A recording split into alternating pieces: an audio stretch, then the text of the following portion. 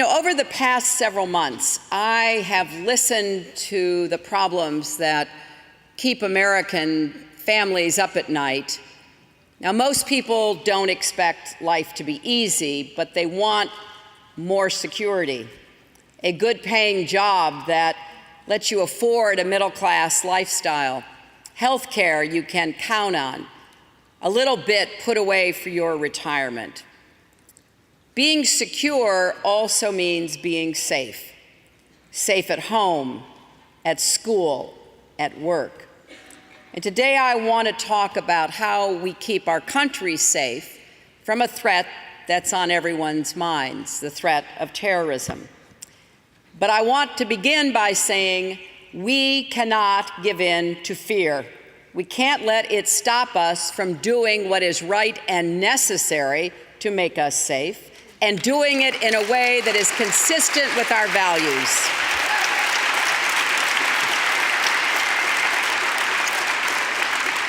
We cannot let fear push us into reckless actions that end up making us less safe. Americans are going to have to act with both courage and clarity.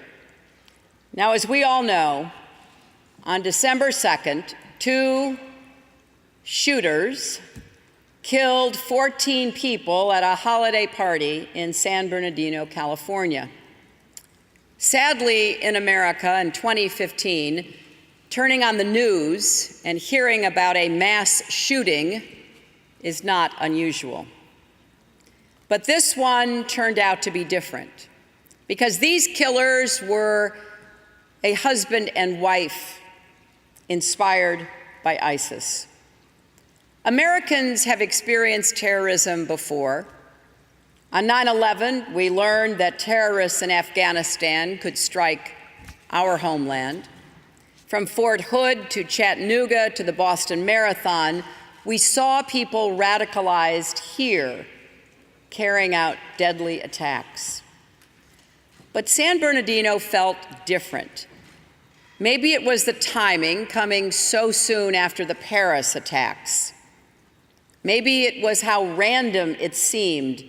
A terrorist attack in a suburban office park, not a high-profile target or symbol of American power. It made us all feel it could have been anywhere at any time. The phrase active shooter should not be one we have to teach our children, but it is.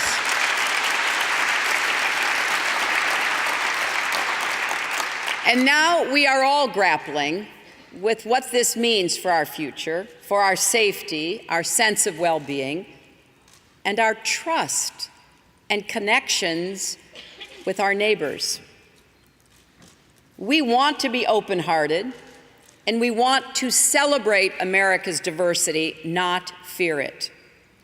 And while we know the overwhelming majority of people here and around the world hate ISIS and love peace, we do have to be prepared for more terrorists plotting attacks.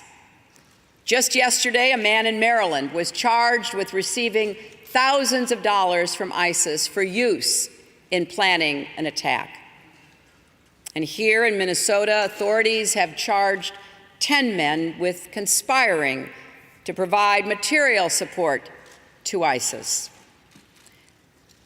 But in the Twin Cities, you have also seen firsthand how communities come together to resist radicalization. Local imams condemning terrorist violence, local artists and activists pushing back against terrorist propaganda. I just met with a group of community leaders who told me about some of the work and the challenges that they are dealing with. As the first Somali-American police sergeant in Minnesota, and probably in the country, said recently, safety is a shared responsibility, so we have to work together. The threat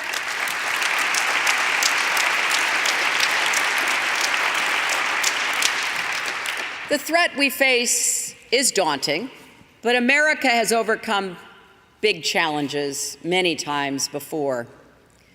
Throughout our history, we've stared into the face of evil and refused to blink. We beat fascism, won the Cold War, brought Osama bin Laden to justice. So no one should ever underestimate the determination of the American people. And I'm confident we will once again choose resolve over fear.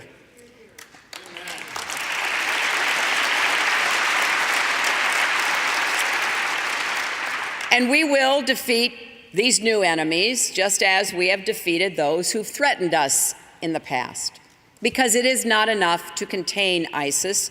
We must defeat ISIS, break its momentum, and then it's back.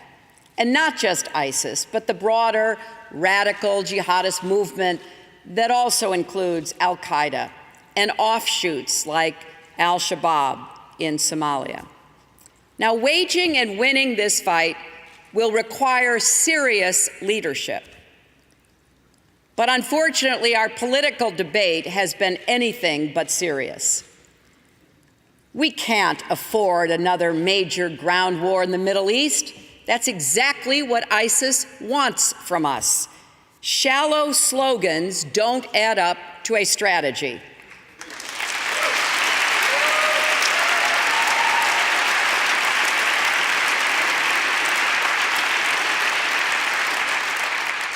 Promising to carpet bomb until the desert glows doesn't make you sound strong, it makes you sound like you're in over your head.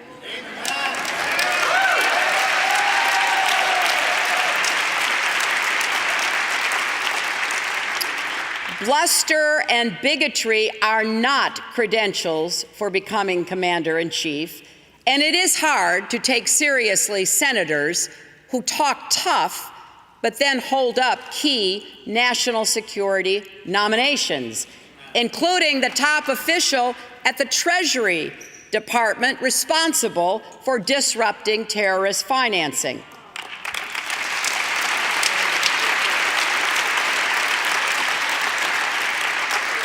Every day that's wasted on partisan gridlock could put Americans in danger.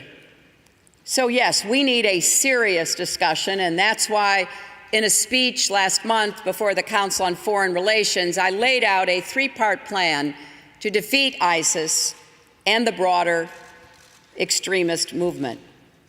One, defeat ISIS in the Middle East by smashing its stronghold, hitting its fighters, leaders, and infrastructure from the air, and intensifying support for local forces who can pursue them on the ground. Second, defeat them around the world by dismantling the global network of terror that supplies radical jihadists with money, arms, propaganda, and fighters. And third, defeat them here at home by foiling plots, disrupting radicalization, and hardening our defenses. Now, these three lines of effort reinforce one another, so we need to pursue them all at once using every pillar of American power. It will require skillful diplomacy to continue Secretary Kerry's efforts to encourage political reconciliation in Iraq and political transition in Syria, enabling more Sunni Arabs and Kurdish fighters to take on ISIS on both sides of the border, and to get our Arab and Turkish partners to actually step up and do their part. It will require more U.S. and allied air power and a broader target set for strikes by planes and drones with proper safeguards. It will require special operations units to advise and train local forces and conduct key counterterrorism missions. What it will not require is tens of thousands of American combat troops. That is not the right action for us to take in this situation. So there is a lot to do. And today I want to focus on the third part of my plan, how we defend our country and prevent radicalization here at home. We need a comprehensive strategy to counter each step in the process that can lead to an attack like the one in San Bernardino. First, we have to shut down ISIS recruitment in the United States, especially online. Second, stop would-be jihadists from getting training overseas and stop foreign terrorists from coming here. Third, discover and disrupt plots before they can be carried out. Fourth, support law enforcement officers who risk their lives to prevent and respond to attacks. And fifth, empower our Muslim American communities who are on the front lines of the fight against radicalization.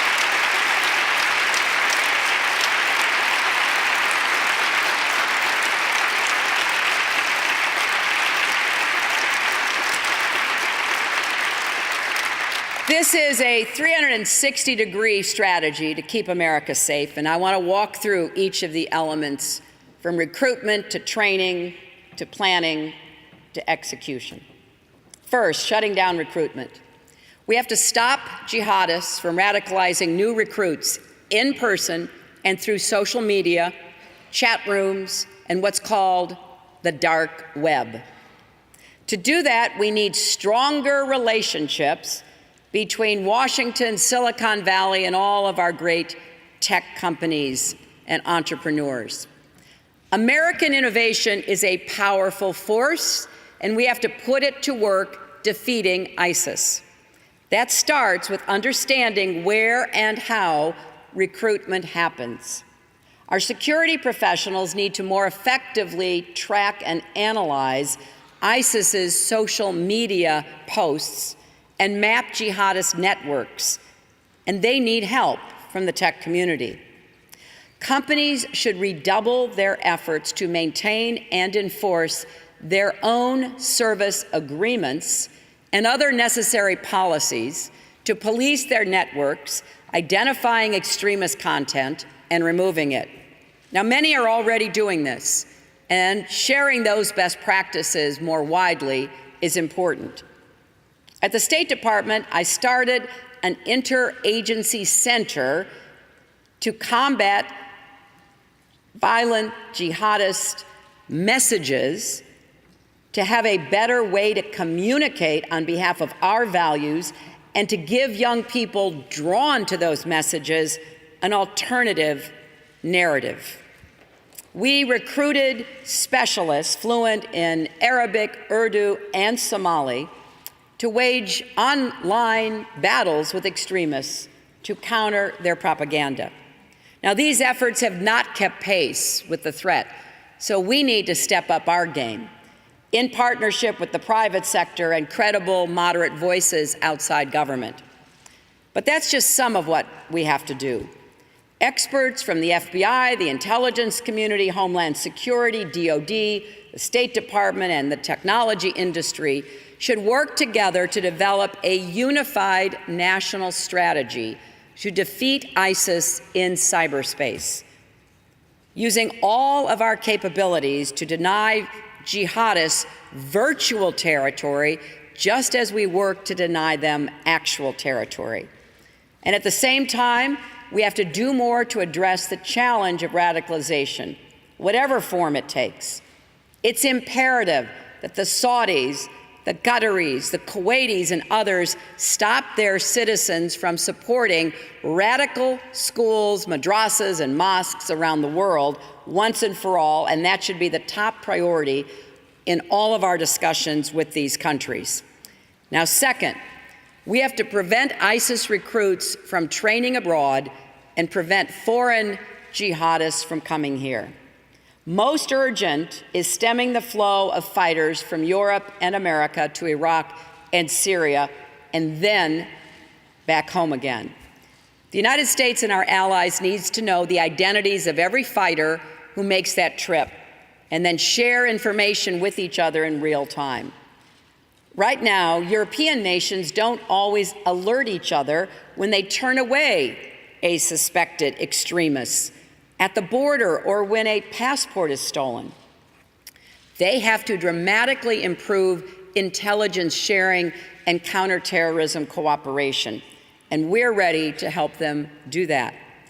We also need to take down the network of enablers who help jihadists finance and facilitate their travel, forge documents, and evade detection. And the United States and our allies should commit to revoke the passports and visas of jihadists who have gone to join ISIS or other groups and bring the full force of the law against them.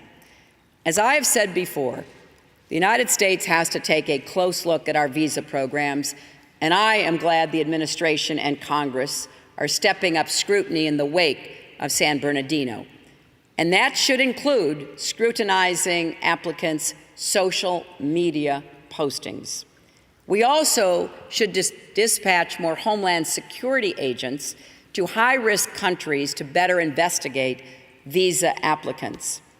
For many years, America has waived visa requirements for travelers from countries with reliable security procedures, including key allies in Europe and Asia. That makes sense, but we also have to be smart. Except for limited exceptions like diplomats and aid workers, anyone who has traveled in the past 5 years to a country facing serious problems with terrorism and foreign fighters should have to go through a full visa investigation, no matter where they're from. We also have to be vigilant in screening and vetting refugees from Syria, guided by the best judgment of our security and diplomatic professionals. Rigorous vetting already takes place while refugees are still overseas, and it's a process that historically takes 18 to 24 months. But Congress needs to provide enough resources to ensure we have sufficient personnel deployed to run the most thorough possible process. And just as importantly, we cannot allow terrorists to intimidate us into abandoning our values and our humanitarian obligations.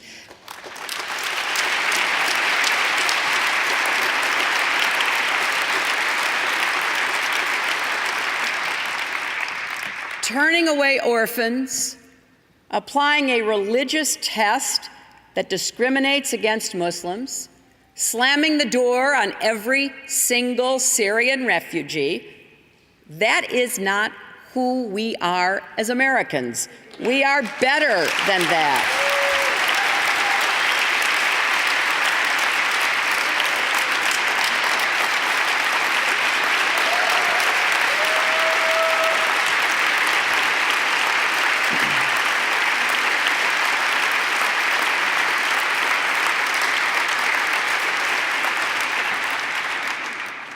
It would be a cruel irony indeed if ISIS can force families from their homes and then also prevent them from finding new ones.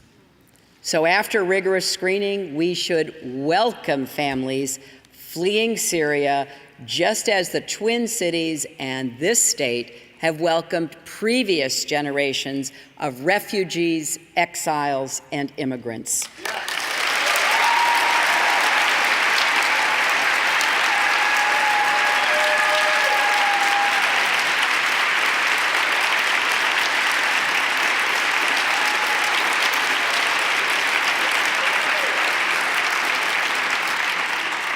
Of course, the key is to prevent terrorists also from exploiting our compassion and endangering our security, but we can do this, and I think we must. Third, we have to discover and disrupt jihadist plots before they can be carried out. This is going to take better intelligence collection, analysis, and sharing. I've proposed an intelligence surge against ISIS that includes more operations officers and linguists, enhancing our technical surveillance of overseas targets, intercepting terrorist communications, flying more reconnaissance missions to track terrorist movements, and developing even closer partnerships with other intelligence services. President Obama recently signed the USA Freedom Act, which was passed by a bipartisan majority in Congress. It protects civil liberties while maintaining capabilities that our intelligence and law enforcement agencies need to keep us safe. However, the new law is now under attack from presidential candidates on the left and right. Some would strip away crucial counterterrorism tools, even with appropriate judicial and congressional oversight. And others seem eager to go back to discredited practices of the past. I don't think we can afford to let either view prevail. Now, encryption of mobile devices and communications does present a particularly tough problem with important implications for security and civil liberties. Law enforcement and counterterrorism professionals warn that impenetrable encryption may make it harder for them to investigate plots and prevent future attacks. On the other hand, there are very legitimate worries about privacy, network security, and creating new vulnerabilities that bad actors can exploit. I know there's no magic fix to this dilemma that will satisfy all these concerns, but we can't just throw up our hands.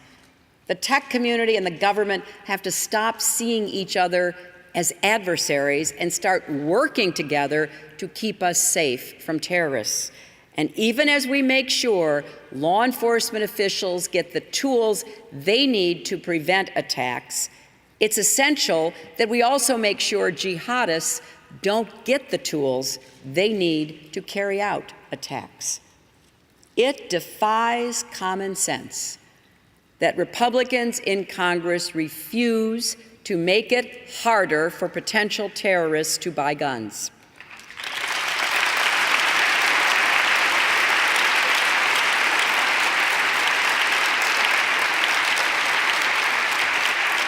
If you are too dangerous to fly, you are too dangerous to buy a gun, period. And we should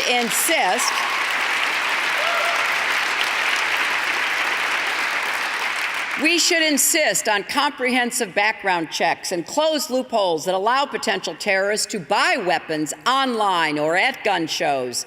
And I think it's time to restore the ban on assault weapons and high-capacity magazines.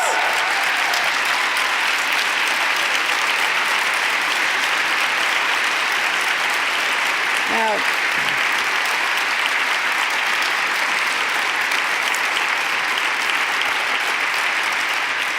I know that this will drive some of our Republican friends a little crazy. You'll probably hear it tonight. They will say that guns are a totally separate issue, nothing to do with terrorism. Well, I have news for them. Terrorists use guns to kill Americans, and I think we should make it a lot harder for them to do that ever again.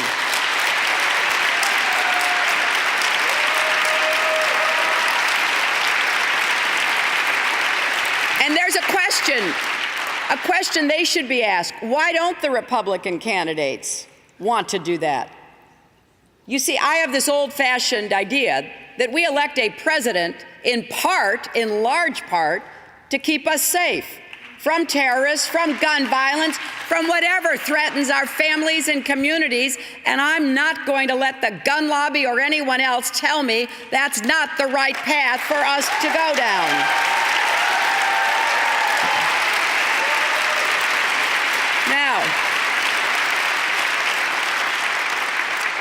Now, the fourth element in my strategy is supporting law enforcement officers who risk their lives to prevent and respond to terrorist attacks. In San Bernardino, city, county, state, and federal authorities acted with speed and courage to prevent even more loss of life. Detective Jorge Lozano, a 15-year police veteran, assured terrified civilians, "I'll take a bullet before you do." There is no limit to the gratitude we owe to law enforcement professionals like that detective who run toward danger to try to save lives. And not just in the immediate wake of an attack, our police, firefighters, and emergency responders will keep putting their lives on the line long after the cameras move on. It's really disgraceful that Congress has thus far failed to keep faith with first responders suffering from the lasting health effects of 9/11.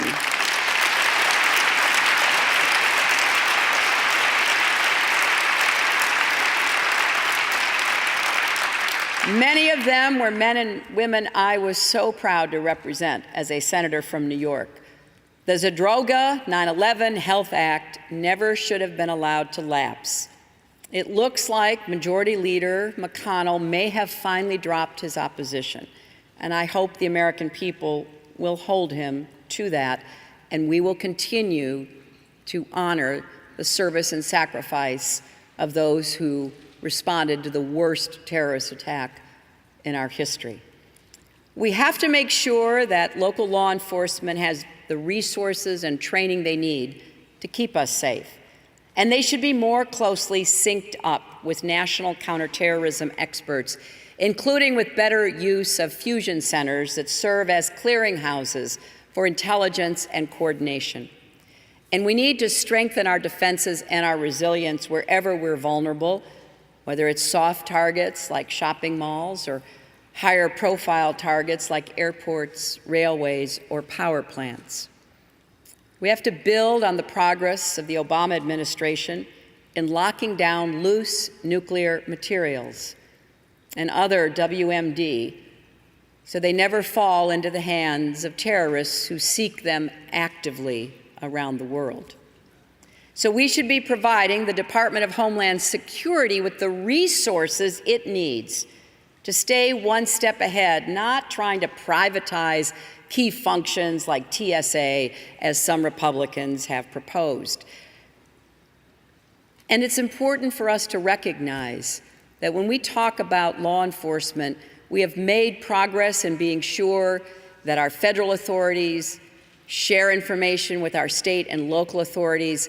But that was an issue I tackled after 9/11, and we have to stay really vigilant so that information is in the hands where it needs to be. Now, finally, the fifth element in the strategy is empowering Muslim American communities who are on the front lines in the fight against radicalization. There are millions of peace-loving American Muslims living, working, raising families, paying taxes in our country. These Americans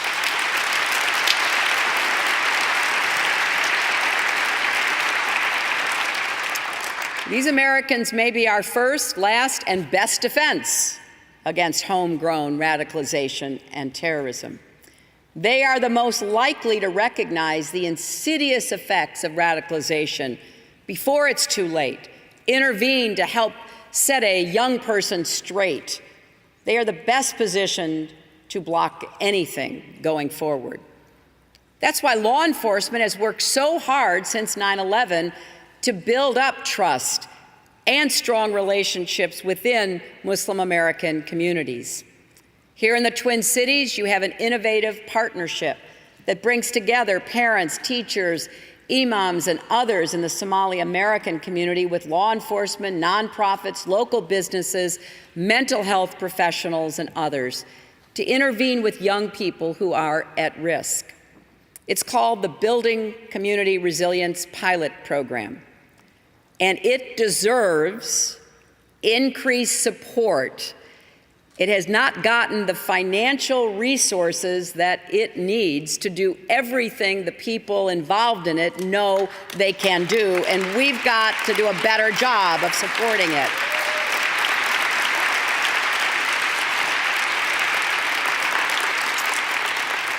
Now, I know that, like many places across the country, there's more work to do to increase trust between communities and law enforcement. Just last month, I know here a young African-American man was fatally shot by a police officer, and I understand an investigation is underway. Whatever the outcome, tragedies like this raise hard questions about racial justice in America. and put at risk efforts to build the community relationships that help keep us safe from crime and from terrorism. When people see that respect and trust are two-way streets, they are more likely to work hand in hand with law enforcement. One of the mothers of the 10 men recently charged with conspiring with terrorists said, "We have to stop the denial." She told other parents that. "We have to talk to our kids and work with the FBI." That's a message we need to hear from leaders within Muslim American communities across our country. But we also want to highlight the successes in Muslim American communities, and there are so many of them. I just met with the first Somali American council member of the city council here, and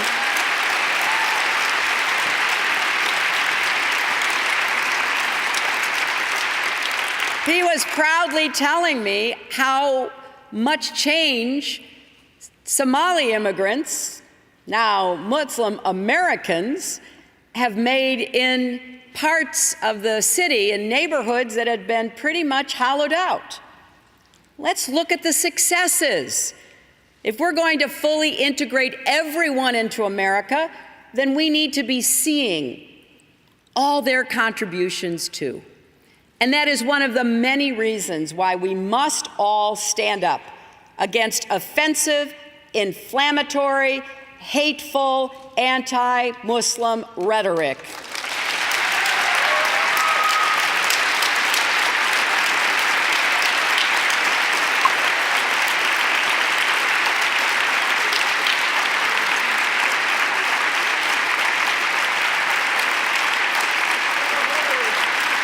You know, not only do these comments cut against everything we stand for as Americans, they are also dangerous. As the director of the FBI told Congress recently, anything that erodes trust with Muslim Americans makes the job of law enforcement more difficult. We need every community invested in this fight, not alienated and sitting on the sidelines. One of the community leaders I met with told me that a lot of the children in the community are now afraid to go to school. They're not only afraid of being perceived as a threat, they are afraid of being threatened because of who they are. This is such an open-hearted and generous community. I hope there will be even more efforts, perhaps under the aegis of the university and certainly Governor Dayton and others, to bring people together to reassure members of the community, particularly children and teenagers, that they are welcome, invited, and valued here in this city and state.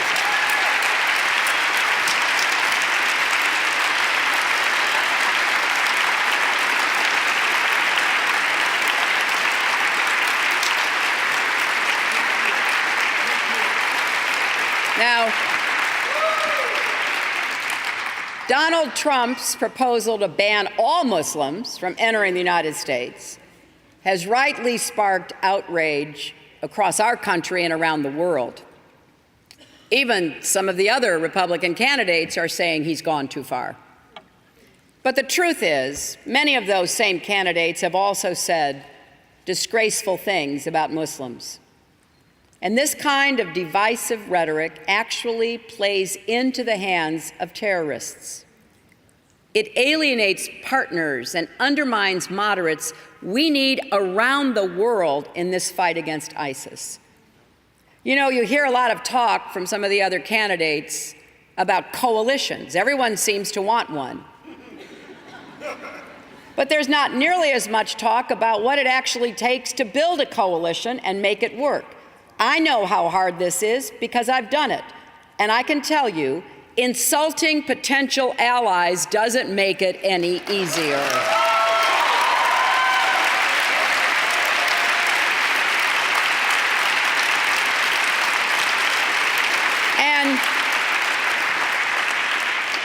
Demonizing Muslims also feeds a narrative that jihadists use to recruit new followers around the world, that the United States is at war with Islam.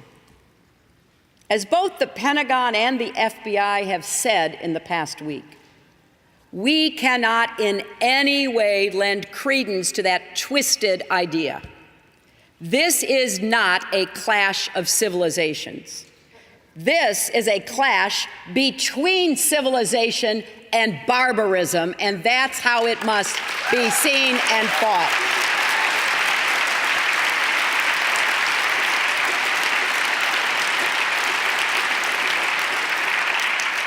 Some will tell you that our open society is a vulnerability in the struggle against terrorism. I disagree. I believe our tolerance and diversity are at the core of our strength. At a naturalization ceremony for new citizens today in Washington, President Obama noted the tension throughout our history between welcoming or rejecting the stranger. It is, he said, about the meaning of America. What kind of country do we want to be? And it's about the capacity of each generation to honor the creed as old as our founding, e pluribus unum, that out of many we are one. President Obama is right, and it matters. It's no coincidence that American Muslims have long been better integrated and less susceptible to radicalization than Muslims in less welcoming nations. And we cannot give in to demagogues who play on our basest instincts. We must instead rely on the principles written in to our American DNA: freedom, equality, opportunity. America is strongest when all our people believe they have a stake in our country and our future, no matter where they're from, what they look like, how they worship, or who they love. Our country was founded by people fleeing religious persecution.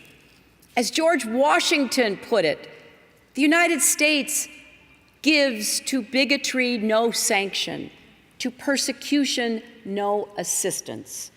So to all our Muslim American brothers and sisters, this is your country true, and I am proud to be your fellow American.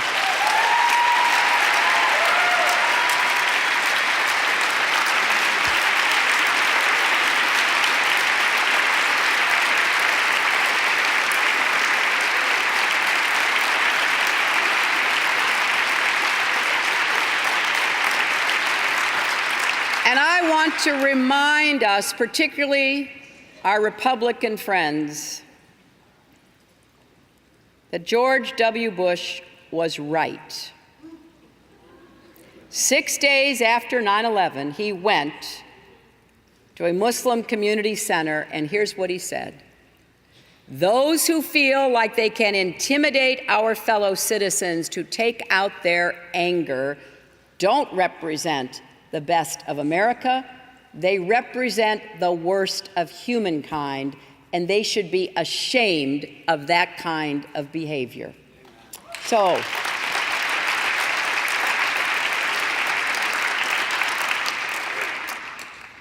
if you want to see the best of America, you need look no further than Army Captain Humayun Khan.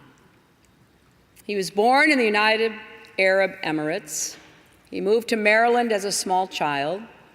He later graduated from the University of Virginia before enlisting in the United States Army. In June 2004, he was serving in Iraq. One day, while his infantry unit was guarding the gates of their base, a suspicious vehicle appeared. Captain Khan told his troops to get back, but he went forward. He took 10 steps toward the car before it exploded. Captain Khan was killed, but his unit was saved by his courageous act. Captain Khan was posthumously awarded the Bronze Star and Purple Heart. He was just 27 years old. We still wonder what made him take those 10 steps, Khan's father said in a recent interview. Maybe that's the point, he went on, where all the values, all the service to country, all the things he learned in this country kicked in. It was those values that made him take those 10 steps. Those 10 steps told us we did not make a mistake in moving to this country, his father finished. As hard as this is, it is time to move from fear to resolve. It's time to stand up and say, we are Americans. We are the greatest nation on earth, not in spite of the challenges we've faced, but because of them. Americans will not buckle or break. We will not turn on each other or turn on our principles. We will pursue our enemies with unyielding power and purpose. We will crush their would-be caliphate and counter radical jihadism wherever it takes root. We're in it for the long haul, and we'll stand taller and stronger than they can possibly imagine. That's what we do here. That's who we are. That's how we will win, by looking at one another with respect, with concern, with commitment. That's the America that I know makes us all so proud to be a part of. Thank you all very much.